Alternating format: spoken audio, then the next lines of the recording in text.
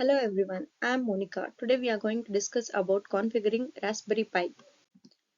Coming to the introduction part, like configuring Raspberry Pi involves getting up the operating system, connecting peripherals and customizing settings. Raspberry Pi is a versatile single board computer that can be used for various projects and applications. Proper configuration ensures optimal performance and functionality of the Raspberry Pi. Now getting started with the Raspberry Pi. To configure Raspberry Pi, you will need a micro SD card with the operating system, power supply, HDMI cable and peripherals. Now we need to insert the micro SD card with the operating system into the Raspberry Pi and connect it to a display using the HDMI cable. Next, we need to power on the Raspberry Pi by connecting the power supply, and you should see the boot screen on the display. Now coming to the initial setup and configuration.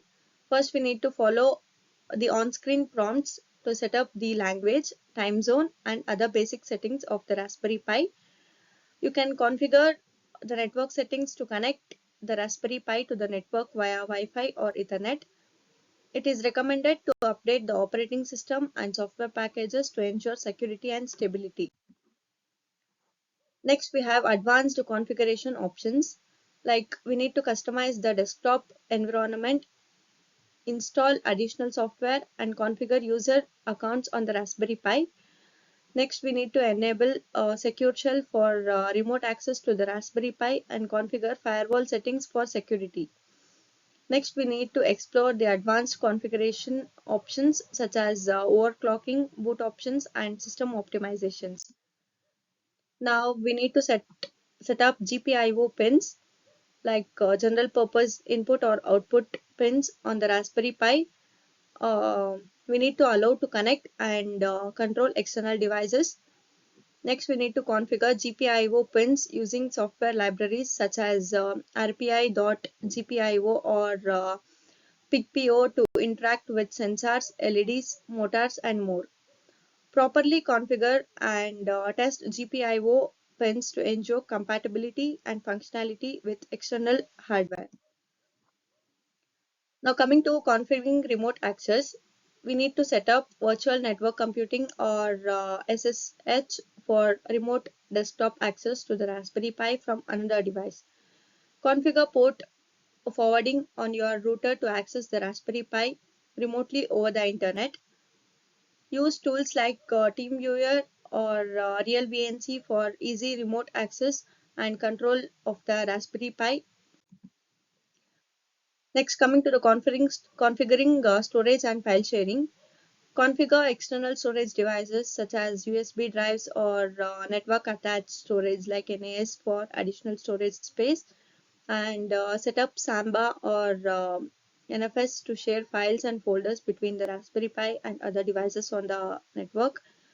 Next, we need to use cloud storage services like Dropbox or Google Drive for cloud-based file sharing and synchronization. Next, coming to the securing the Raspberry Pi.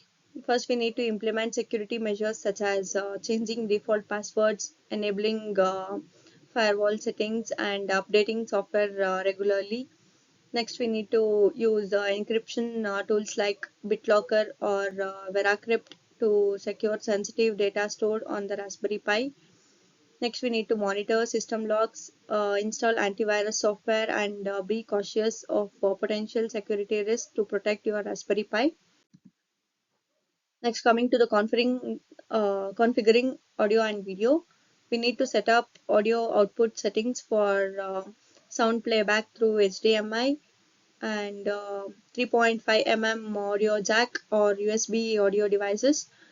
Next, we need to configure video settings for display resolution, orientation, and dual monitor setup on the Raspberry Pi. Next, we need to install media player software like VLC or Kodi for multimedia playback and streaming on the Raspberry Pi. Next, coming to the power management and energy efficiency, we have to enable power saving features and adjust screen brightness and manage power consumption settings on the Raspberry Pi. Next, we need to utilize sleep mode, hibernation, or automatic shutdown to reduce energy usage and prolong the life of the Raspberry Pi. Next, we need to consider using a power efficient power supply and implementing power management strategies for optimal energy efficiency. Next, coming to the configuring wireless connectivity, we need to set up Wi-Fi and Bluetooth connection on the Raspberry Pi for wireless communication with the other devices. Configure wireless access points, and we need to connect to Bluetooth peripherals and troubleshoot connectivity issues. Next, we need to use tools like Bluetooth CTL or WPA supplicant to manage wireless connections and settings on the Raspberry Pi. Next, coming to the monitoring and performance tuning, we need to monitor system resources, CPU usage, memory consumption, and temperature to optimize performance. Next, we need to use tools like HTOP, IOTOP, or SysStat to track system performances, matrices, and identify bottlenecks. Next, we need to perform performance tuning by adjusting system settings, disabling unnecessary services, and optimizing software for better efficiency. Next, coming to configuring web services and servers. First, we need to set up web servers like Apache, Nginx, or like HTTP/ED on the Raspberry Pi for hosting websites or web applications. Next, we need to configure database servers like MySQL. Next, PostgreSQL or SQLite for storing and managing data on the Raspberry Pi. Next, we need to install web development frameworks like Flask, Django, or Node.js for creating dynamic web applications on the Raspberry Pi. Next, we need to automate tasks with cron jobs. Use cron to schedule automated tasks, scripts, backups, and maintenance jobs on the Raspberry Pi. Next, we need to configure cron jobs to run at specific times intervals or events for hands-free operation. Next, we need to utilize cron expressions, log files, and error handling to manage and troubleshoot cron jobs effectively. Next, we need coming to the implementation, like implementing Internet of Things projects. We need to use Raspberry Pi for IoT projects by connecting sensors, actuators, and devices to collect and exchange data. Next, we need to configure MQTT, COAP, or other IoT protocols for communication between Raspberry Pi and IoT devices. Next, we need to build IoT applications for home automation, environmental monitoring, smart agriculture, and more using Raspberry Pi.